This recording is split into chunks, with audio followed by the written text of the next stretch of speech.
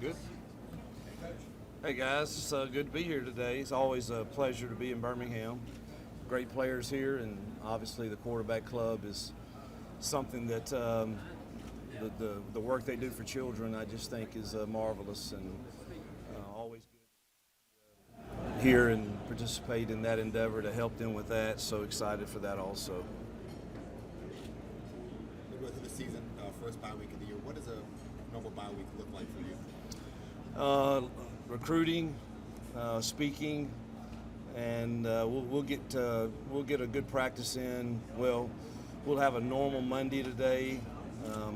I won't be there. I'm here and in Mobile, but Tuesday and Wednesday will be two really good practices, and then Thursday, Friday we'll be on the road recruiting. So kids will get off. It's our fall break, so they'll get off Thursday, Friday, Saturday, and we'll resume Sunday getting ready for Missouri. How difficult is it to get the fans who want to win now to buy into the fact that you're building the future? I don't know. I mean, I think I would say that's probably challenging, but I don't really keep up with that too much.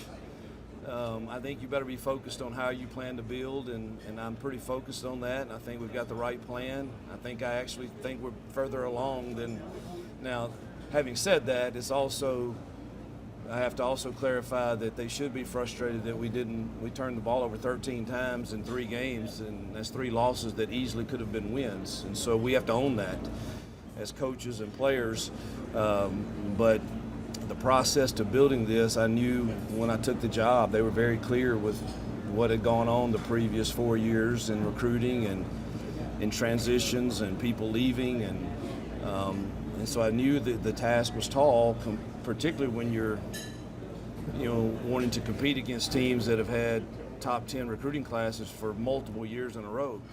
We've had 1, and we're on our way to number 2, and that's the way we want to build it. And I stay focused on that and on our team and our kids. And I can't really worry about.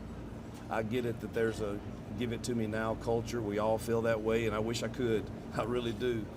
And maybe we will surprise some folks here the second half of the season, because I do think we're getting better. But I think you better control what you can control, and I can't control other people's expectations, but I can control the continuous build of this program.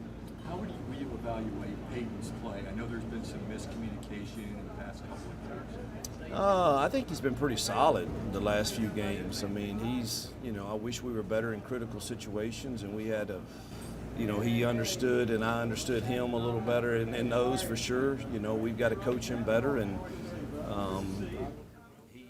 he is a thinker, and he has good reasons why he does what he does for sure. And we just got to make sure we're always on the same page, particularly on those critical downs. But I think his play, man, I think he's giving it to this team physically.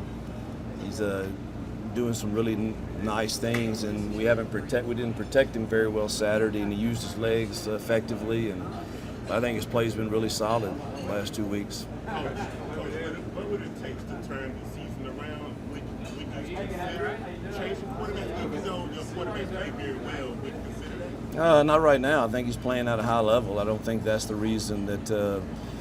Earlier in the season you could say that, but. He had 1 turnover in the Oklahoma game, obviously, that was, and then I've said I wish I wouldn't have put him in that situation, but he didn't turn it over at all at Georgia, and we didn't make enough plays. I don't know, obviously their roster's what it is, and that was going to be a tall task. We had to play near about perfect and probably needed a break or 2, and really didn't get any of that. And so turning it around, let's go win some games.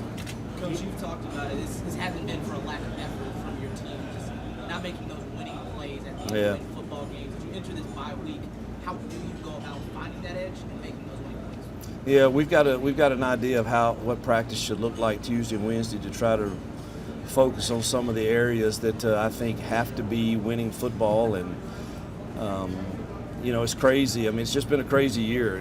No breaks have really gone our way, and you look at the stats, we're like 1, 2, or 3 in explosive pass plays per completion. We're averaging almost 6 yards a rush. We're like 3rd in penalties, which is incredible. And yet you sit here with the record, and it really doesn't equate.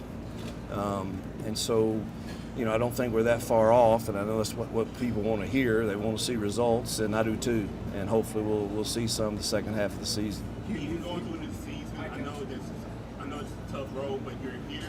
You get a quarterback foundation. Talk about the importance of being here, just being here. Yeah, I think you guys make it out to be tougher than it really is. I know what I signed up for, and I know the building that it's going to take, and it's going to take time. And I've said that from day one, and I've been clear about how I wanted to build it, and I'm not going to waver from that, and I think it's going to work. And but obviously to come here, it's a partnership with the Birmingham Touchdown Club, which is quarterback club, which is like the best in the country, and probably give away more than any other club to help children. And I don't want to compare. Somebody get mad at me that their club does more, but this one is one of the tops for sure. And Jill and I are huge in state now with assisting in orphan and foster care needs, and we just met 13 more families' needs right here in Birmingham in this past week, and so to keep them out of the foster care system. And so it's very similar missions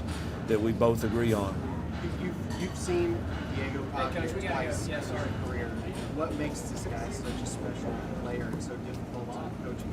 Incredible competitor. I just think he's an incredible competitor that plays way above probably what people say his talent level is. Yeah, thank you, guys. Yep, thank you. Thank you.